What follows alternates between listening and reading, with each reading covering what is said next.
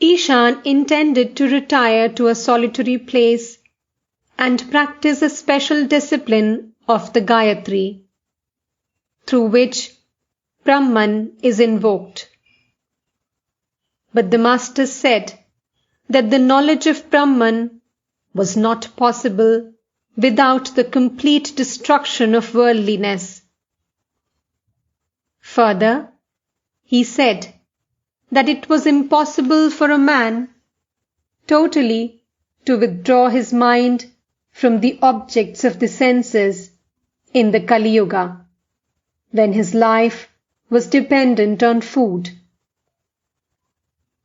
That is why the master discouraged people from attempting the Vedic worship of Brahman and asked them to worship Shakti, the Divine Mother, who is identical with Brahman.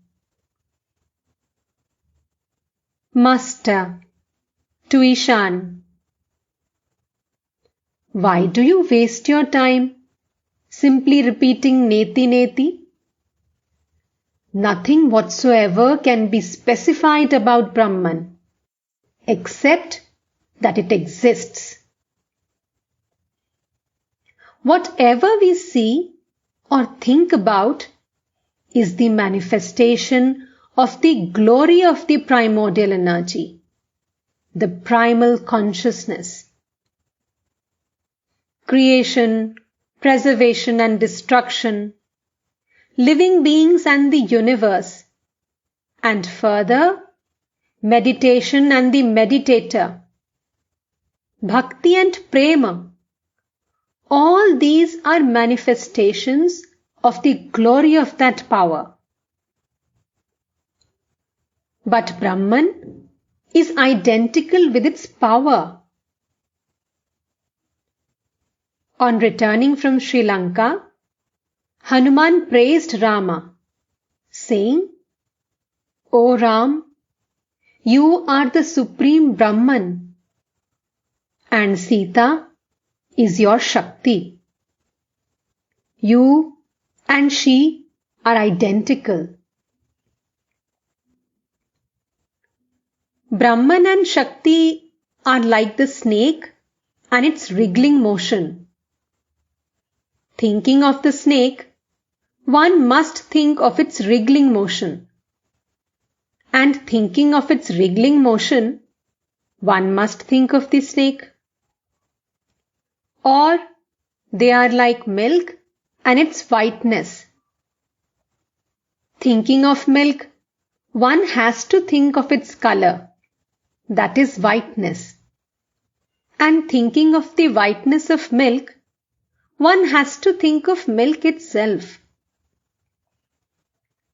Or they are like water and its wetness.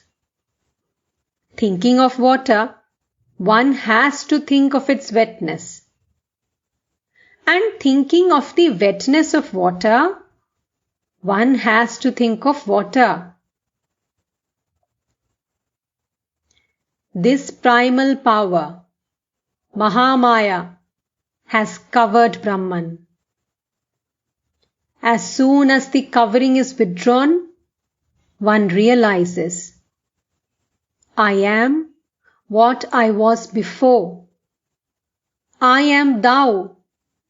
Thou art I. As long as that covering remains, the Vedantic formula, I am he, that is, man is the supreme Brahman, does not rightly apply. The wave is part of the water, but the water is not part of the wave. As long as that covering remains, one should call on God as Mother. Addressing God, the devotee should say, Thou art the Mother, and I am thy child. Thou art the Master, and I am thy servant. it is good to have the attitude of the servant toward the master. From this relationship of master and servant spring up other attitudes. The attitude of serene love for God, the attitude of friend toward friend, and so forth. When the master loves his servant, he may say to him, "Come, sit by my side. There is no difference between you and me."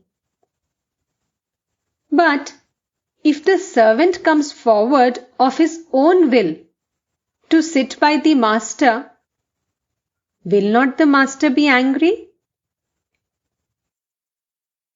God's play on earth as an incarnation is the manifestation of the glory of the Chitta Shakti, the divine power. That which is Brahman is also Rama, Krishna, and Shiva.